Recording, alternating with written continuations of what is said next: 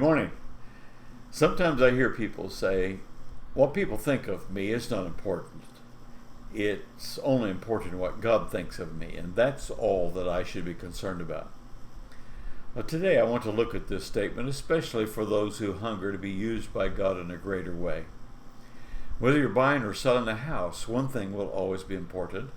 It will quite often determine whether you buy or sell the house. It will often affect what price you pay if you're buying or how much you receive if you're selling. It's called curb appeal. How does your house look from the street? The first impression people get is quite often the most important. Your spiritual curb appeal also determines whether or not people will listen to you or let you lead them, or if they'll walk away in disgust. Whether we like it or not, most people make their choices based on information received by their five senses. What they hear, see, smell, taste, or feel affects everything. What they perceive with their senses determines what they receive or what they reject, what they eat or refuse to eat, what they listen to or shut their ears to, what they watch or what they turn off, what they buy or what they walk away from, what they enjoy or what they loathe. This is why it is so imperative that you understand what people perceive about you is so important. Your curb appeal can affect your Christian testimony.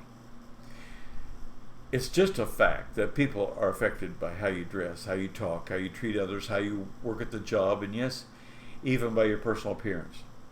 Think of what an impact a first impression has on you when you meet someone. This issue of what people think is so important that when Paul told Timothy how to choose leaders, he told the young minister that it was imperative to choose leaders who had a good report to them that are without. This is something that is important for every Christian to know, whether they're a leader or not. The words good report are derived from two Greek words, kalos, which means good, beautiful, noble, enjoyable, or pleasing, and materia, which is translated report, but has an array of meanings depending on how it's used. In this verse, it means a testimony or a witness. Because kalos means good, beautiful, noble, or enjoyable, or pleasing, it conveys the idea of a person whom others enjoy and who have a testimony that is pleasing and pleasant. In other words, this person has a good reputation in the sight of others. There's nothing offensive or displeasing in their behavior, their temperament, or their presentation that would discredit them in other people's sight. What others think about them is very important. But look at what Paul said next. He spoke of the importance of having a good reputation with them that are without. And the word without refers to people who are not Christians. They are outside of Christ. It doesn't matter how much gospel you preach to non-Christians, how many tracts or books you leave on their desk, or how much literature you send to them in the mail. Unbelievers are affected by what they see, hear, smell, taste, or touch. People generally don't follow those of whom they have a low opinion. Rather, they follow people whom they respect or of whom they hold in high opinion.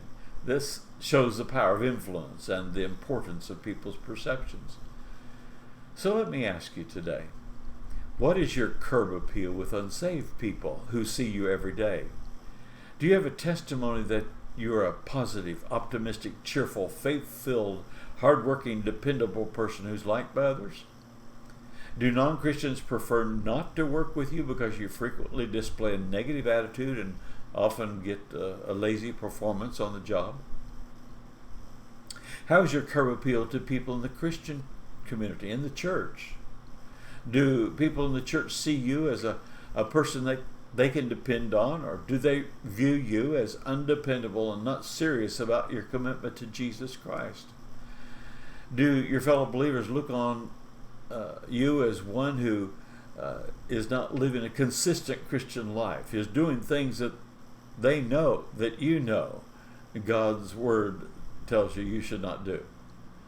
Do your fellow believers look to you for help when it's needed, or do they bypass you because their opinion of you is so low that they've discounted you altogether? Today, I'd encourage you to think a little deeper about this subject, especially if you want to be used of God to touch other people in this life. It's too important to just ignore the implications, because you can influence people for God only to the extent that people have a high opinion of you. And so I encourage you today, ask the Lord what specific steps you can take to spruce up your spiritual curb appeal.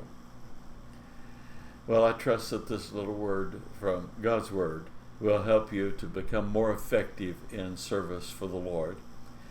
And remember that if you live here in Cayman Brac, we'd love for you to come to our church. If you don't go to church regularly somewhere else, either at Spot Bay or Watering Place, Church of God Holiness, I know that you would enjoy the time of worship together. If you are visiting the island, drop in and see us. I think you will enjoy the time of worship and get much from God's Word as you worship with us. God bless you. Have a wonderful week.